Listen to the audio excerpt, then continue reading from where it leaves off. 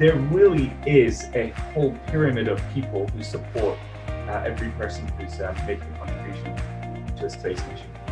The achievement of launching and getting a spacecraft this close to the moon, down on the moon, for this level of cost, it's just amazing. A testament to the engineering and the commitment of all the people involved. The heritage of human history, and we applaud them. This is the first commercial spacecraft to ever touch the moon, and it's too bad they didn't land, but really good accomplishment. I hope they can continue and maybe try it again, and learn something, try it again, or license that concept, let other teams try it.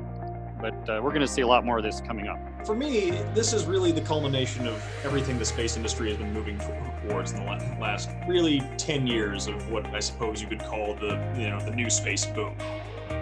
This is all part about the greater commercialization of space. And what I mean by that is, what Space IL has done has been something that truly cannot be understated. The only other, entities of any kind that have made it to the moon before have been three of the world's, leading powers. The Soviet Union and the United States, two of the world's, actual superpowers, and then China, the world's second largest economy today. This is a small team that was able to do this entirely privately, not only on their own, but also to collaborate with another space-based company like Archmission.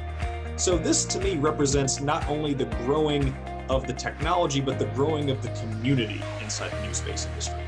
And, while they did not get to the surface, being able to make it this far alone is something that cannot be understated. Oh, this was a great attempt. I hope they try another one soon. I think they'll succeed. But it really shows that, space is really cool, but really hard.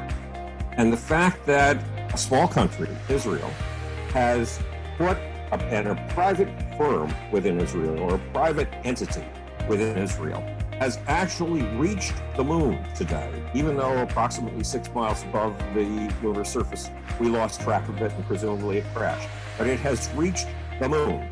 And as you pointed out in your upcoming book, the Chinese with their Chang'e, which has been tremendously successful, the rover that's crawling around on the far side of the moon, spent roughly $2 billion, and more important, had 10,000 people engaged in the process.